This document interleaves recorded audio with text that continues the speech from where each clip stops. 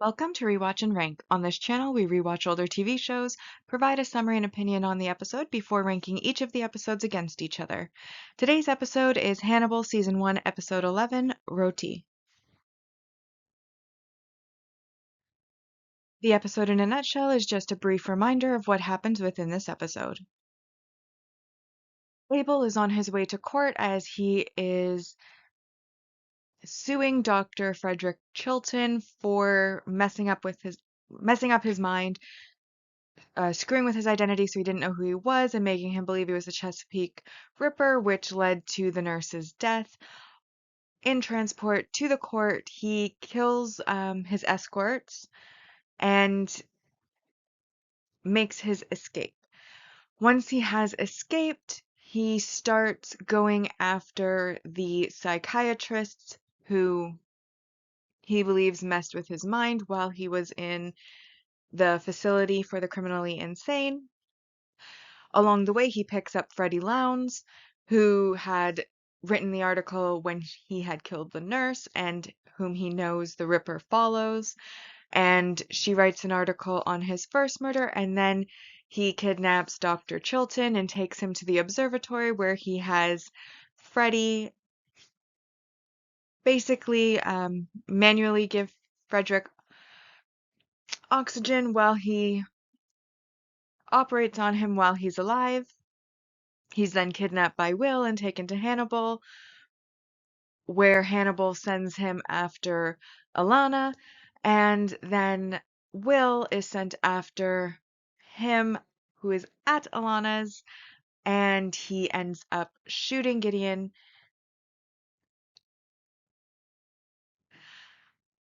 But it is unclear whether Gideon is dead or if he is just injured, as it doesn't show us that in the show.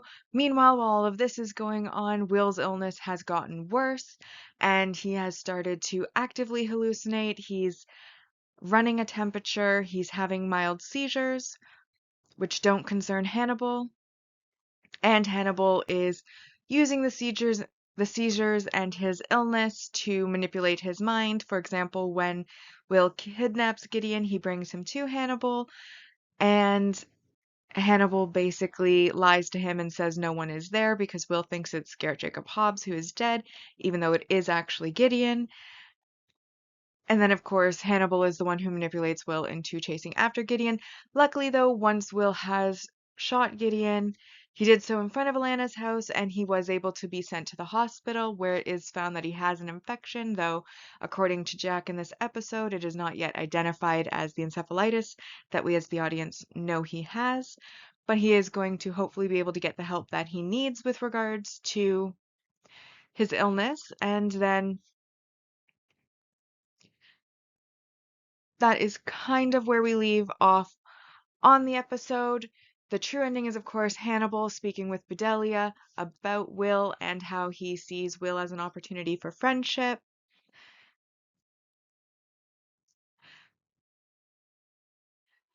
Anyways, now that we have rewatched the episode and reminded ourselves of what happened, we'll now go into the rankings. On this channel, we rank on two separate lists, a mostly objective ranking list, and then a personal opinion-based list.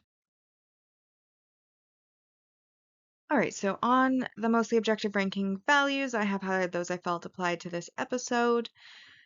The first thing that I felt applied was, of course, our multi-episode supporting character development, which has to do with Abel.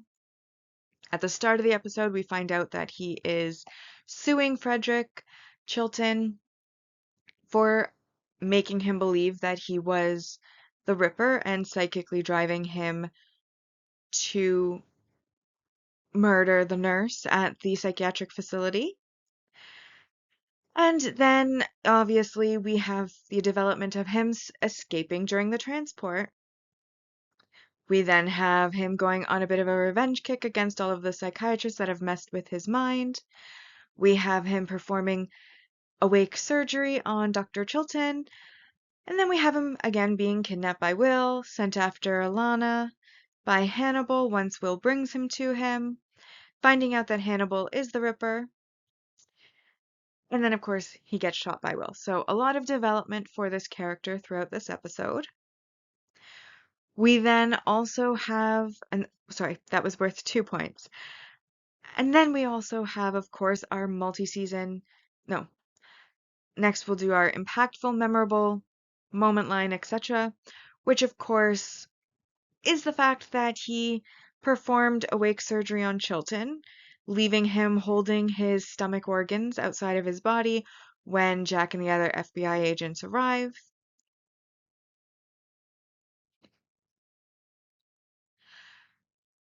And this, of course, is one of those moments that really sticks with you. Like when you're looking back on the series, those moments that you spontaneously remember without needing to watch an episode or be reminded of it. This is one of those moments, as it is a pretty terrifying thought that someone would operate on you while you were awake, minimal anesthetic, and then leave you alive, awake, holding on to your organs for literally your life. Very impactful and memorable. And that is worth 3 points. And then we, of course, have our 4 point multi season main character development, which is to do with Will and also a little bit of Hannibal. I mean, we obviously have the escalation of Will's hallucinations, they're becoming more frequent, more indiscernible from reality. He's also starting to have seizures, mild seizures that don't concern Hannibal. Um, he has a seizure while Gideon is at the table, and Gideon even comments, "His seizure, that doesn't seem to concern you." And Hannibal goes, "I said it was mild." So apparently, not a big deal to have mild seizures in Hannibal's view. There's obviously, when Will brings Gideon to Hannibal, he is hallucinating him as Garrett Jacob Hobbs. And he goes to Hannibal because he wants Hannibal to tell him whether or not what he is seeing is real. Now, obviously, he does have a real person there. Obviously, it is not Garrett Jacob Hobbs.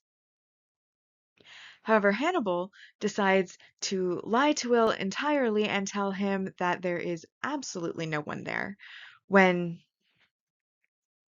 Will thought that there was somebody there, he says, "Nope, nobody's there. Not Gideon, not Chilton, not Hobbs, nobody." Obviously lying to Will, who has a bit of a mental breakdown, even starts kind of crying a bit, like, "Don't lie to me. I know someone's there. You have to tell me the truth." And that's when he goes into a seizure. And then, of course, we have Will's ultimate development in this episode is that he shoots Gideon, passes out, and ends up in the hospital where his infection hopefully will be able to be treated. But anyways, a lot of development there. And that's 4 points. And that brings us up to a total of 9 out of 10 for the mostly objective rank values in this episode. So as a reminder of our mostly objective rankings for season 1 so far, in first place we have aperitif, souffle, sorbet, fromage. This episode, roti is in 5th. Then we have amuse-bouche, potage, buffet froid, entree, Tro Normand, and then in 11th place, coquilles. So moving on to the personal ranking, I will be straight up. This episode, I did find it a little bit boring. However, where it stood out for me was in the imagery. So obviously the boring part is that it was kind of a setup. It was kind of reiterating what we already knew, that Will's illness is progressing. It kind of took a side quest on this whole deal with Abel Gideon, but ultimately it felt like it was setting up for future events in as we near the finale. You know, we didn't really get introduced to any new characters. It was bringing in some of the older characters we maybe had forgotten over the course of a couple of episodes where they weren't there. I mean, it didn't feel so much like a setup episode that it would count for the mostly objective value, but it also didn't feel like we were getting a lot of felt like we were holding our breath for more progression, and that progression is yet to come. And ultimately, like I said, I found it a little bit on the boring side. Like when you really bring it down to its essence, not much happened. And yet at the same time, quite a bit happened. It had that iconic moment with the whole surgery thing. It had the Abel getting shot. It had Will having a mild seizure that Hannibal completely ignored. But in like a 45-minute long episode, having like 3 standout events that are memorable is quite a bit, but also they all kind of happen near the end, and that whole beginning was very boring. I hate to say it, but it was. However, what I do like about it is I do like how at the start of the episode, before Abel is loaded into the vehicle, we get a brief little snapshot of Hannibal hosting Frederick for dinner and making a point to say that when you are doing something like psychic driving or trying to have that sort of psychological influence, once the subject becomes aware of what you are doing, they will push back and it's no longer as effective. And so, in order for it to be effective, the patient that you are manipulating can't be aware of it, which I believe he has sort of that's where he has Will in this case. Like Hannibal is kind of doing this a similar thing to what Chilton did to Abel on Will, manipulating him, and he's using his illness to do it. And because he's using his illness to do it, as we see when he has like his little minor seizure, Will has not yet become aware of the fact that he is being manipulated, hence why it is so far working. But again, I mentioned the standout for this episode was the imagery, and because Will's illness is getting worse, it went really hard on the imagery. We start with a dream of Will where he is basically watching a glacier and watching kind of like the chunks of ice falling from the glacier. And then we see this gigantic wave, and then we see the body totem from the one episode being hit by that giant wave and consumed. We then have him basically in his bed as his alarm clock starts to melt, as the bed kind of becomes like a pool, and then eventually he himself turns into a puddle, and that is when he wakes up from the nightmare. We then, when it's being hinted that Abel is killing the guards, before the theme song plays and like the opening credits roll, we kind of get like this pristine white background, and then you just get some red bubbling up. And then once we come back from the opening credits and theme song or music, we get basically that he had killed the guards and also the medical guard that was there as well, which had the white shirt. And we realized the white shirt that was being filled with blood was, of course, to hint at them dying, but the way that they had the blood kind of seeping into that white shirt was great. We then, of course, have Will arriving at the crime scene, the pendulum swinging, and in his reenactment of what Gideon did, we find out that some of the guards the weapon of choice that he used was actually the handcuff itself. When it was open, he used like the one half of it to basically slit the guard's throat, and killing with a handcuff, very unique, very clever, very interesting, very standout. We then see that he leaves the organs intact, tied on trees with veins, like he's hanging ornaments upon a Christmas tree, which again is like very interesting imagery. And it's of course taking place in the deep winter, so you've got the snow everywhere as well, so it really brings in the holiday, a very horror holiday sort of aesthetic, which is nice, or at least interesting.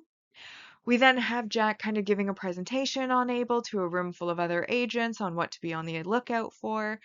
And while he's giving the presentation, Will hallucinates antlers basically coming from every wall surrounding him and the room, basically what you would call a thicket of antlers. And then later, when they are in the morgue and they are looking at the psychiatrists that are laid out that Gideon has killed so far, well, one of them was killed by Gideon, the other one was killed by the Ripper. Because he knew Gideon was with Freddy, he wouldn't risk outing himself, and so he instead tells the FBI where to find Gideon by mimicking Gideon's murder, but going the extra step of cutting off an arm so that they know it's at the observatory where they had found Miriam Lass's arm in a previous episode. But while they are looking at the bodies, we see Will once again having hallucinations of fluid, and he does mention within the episode how he feels like he is fluid, that he's like leaking out, that he doesn't know who he is anymore, that he feels himself losing his sense of self and feels like he is becoming crazy and unstable. And we, of course, see the water leaking out of the little morgue doors. Um, We then, of course, have them arriving at the observatory, and again, we have kind of when Jack gets out of the car, almost like it's pouring rain outside, water streaming down the windshield. However, then when we go to Jack, we see that it's completely dry. It is not raining at all. So that again was another hallucination of Will's. I do want to give a special call out to the outfit that Jack is wearing when he goes into the observatory. He's got like a tan trench coat. He's got like a brown fedora cap, and then he's got like his little shotgun that he's like holding across his body. And it's a very specific image. And I really liked it. I thought his outfit was fantastic. Then we, of course, have Will getting out of the car, even though he was told to stay outside. And he glances over and he happens to see in the woods nearby the observatory a stag, the feathered stag, that has been a recurring image throughout the series so far. And he, of course, follows that stag to where he gets in the back of Gideon's car and basically holds him at gunpoint, telling him to drive and has him take him to Hannibal. But while he is in the car, it is shown that he is not seeing Gideon in this case, he is seeing Garrett Jacob Hobbs. So once again, the imagery and the hallucination takes place, and even when he goes to find Gideon as he's going to shoot him for trying to kill Alana, he also is seeing Garrett Jacob Hobbs when he is talking to him. So basically, one of my favorite things about the series is the imagery. So the imagery counts for a lot. So even though I found the episode overall kind of boring, it felt like I was waiting for what happens next, even while things were happening on screen. The imagery I really loved in this episode, and because of the imagery, I decided to rank it a 6 out of 10. And so our personal ranking so far is in first place we have fromage, buffet Freud, entree, amuse-bouche, sorbet, aperitif. This episode falls into 7th place, roti. 8th was Tro Normand. 9 was souffle, 10 coquelet, and 11 was potage. And that now brings us to our final segment, which is the series ranking overall. And this is where we are going to be ranking each of the seasons against each other. And so far for season 1, on the mostly objective ranking, we have accumulated a score of 89 out of 130. And then on the personal ranking side, we added 6 for this episode, and that brought us to 69 out of 130. And with that, we've now rewatched and ranked Hannibal Season 1, Episode 11, Roti. Like and subscribe if you'd like to, and I'll see you in the next episode.